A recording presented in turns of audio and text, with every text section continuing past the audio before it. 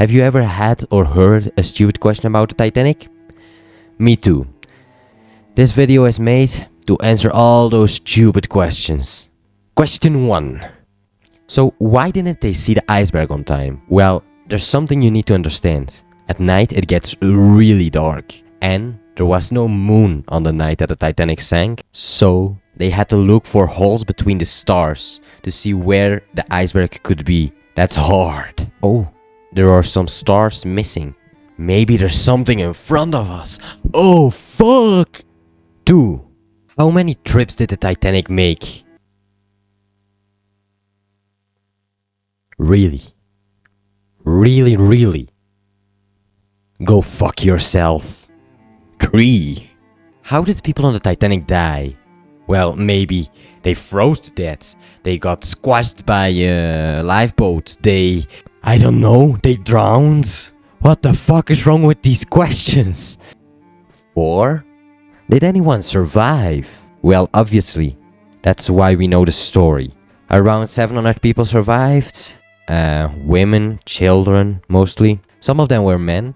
But yeah, there were survivors. 5. Why were there so few lifeboats? Okay, first good question. People think there were not enough lifeboats. And that's true for this case. But on most ships, the amount of lifeboats on the Titanic would have been more than enough. That's because lifeboats are usually not used when the ship is sinking, because most ships sink very fast. Lifeboats are used to rescue people from the water. They are used to rescue people from another ship. Lifeboats are not used for evacuation most of the time. In this case they were, and there were not enough. But even on modern ships there will never be enough lifeboats for everyone, because that's just expensive and unnecessary. 6. Why did no one come to save them? Okay, this is not a bad question, but it's also not a good question. They came to save them, but they were far away. There was a ship nearby, but they didn't give a shit about them, so they just thought, oh, they're having a party, they're shooting fireworks into the air because they're having a fun party. So yes, they came to save them, but 3 hours later or something. 7. Okay, here is a good one. Have you ever heard about the question about why didn't they climb the iceberg? Duh. Well, because that's just a stupid idea. How are you going to swim back 1,000 meters or something? Because the ship didn't stop against the iceberg. The ship kept going until they stopped it. And have you ever tried to climb on ice? It's slippery and a bit cold, don't you think? So they want to prevent themselves from freezing by getting on a piece of ice, cold, wet ice, that could turn around on any moment. They could fall and die. What the fuck? That's just a bad idea. 8. Why is her stern so damaged? Okay, this is a good one. There are 2 possible options. The first one is it imploded on itself because it sank so fast. And the more probable one is it just sank very fast and with its broken sides towards where it was sinking, towards the bottom. So the resistance of the water just broke the stern apart. And that's why it's so damaged. But we don't really know for sure because it took us so long to find the ship. 9. Why was Titanic going so fast? Well, it was not going so fast. It was going at its normal speed. It was just trying out its new equipment because it was just built. It was a new ship. So they were just trying how fast it could go. But they were not going too fast. They were just going at normal speed. Titanic was not a very fast ship. It was a normal ship, just a really big one, but not a fast one. 10. Why was Bruce Ismay not imprisoned for escaping his own sinking ship? Well, he didn't do anything wrong. He waited and helped people into the lifeboat, and when no one else came, He stepped into one. It's just the media that turned it into the villain he is because he was making the ship go so fast. The ship was not going so fast. And he didn't do anything wrong. He just helped passengers escape. And then he escaped himself when no one else was nearby.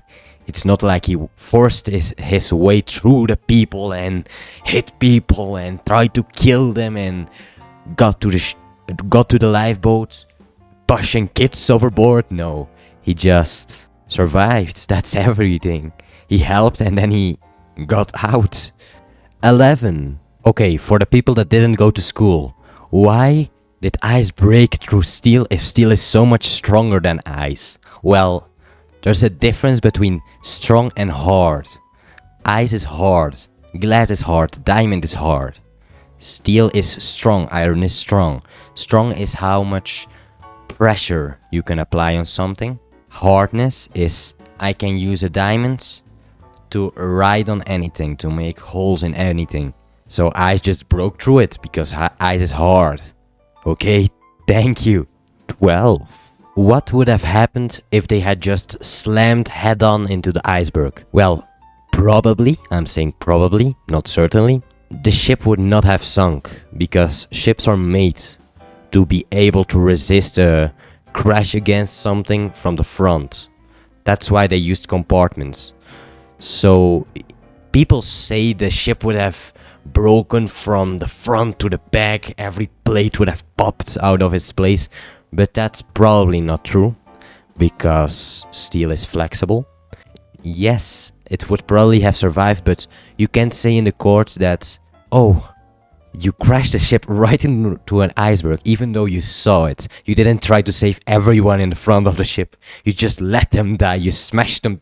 You could have tried to go through one side of the iceberg. No one would have known that the ship would have sunk if they would have hit the side. So the logical thing is always to not slam into an iceberg if you see it. 13. Is it safe to swim in the area where the Titanic sank? Yes and no. Nothing is going to come from the Titanic, from the bottom of the ocean, up to you and smash into you with all its force, because it's steel, it stays on the bottom, and it is so deep that the pressure of the water is going to force it down. So there's no way something comes up, but it's also not safe to swim there because it's just very cold. So yeah, you can swim there, but you need to be ready to survive hypothermia. 14. Okay, why don't we lift the Titanic from the bottom of the sea? That sounds possible, but that is not possible. That doesn't sound possible, actually. Now that I think about it, it's just, how are you going to do that? I don't think we have the technology, and even if we could, that's just so much risk and effort for something that's not worth anything, basically. Because what are you going to do with a rotten ship? And also, have you ever tried to lift a sandcastle? It's like a sandcastle, it will just crumble if you try picking it up with superpowers or something. You will just break through the ship. If you hang it from a cable, the cable will just snap off that piece of the ship, and that's it. You're not going to be able to lift it. It's not a new ship anymore, it's just weak. It's just a weak wreck that's more than 100 years old. Thanks for watching, subscribe.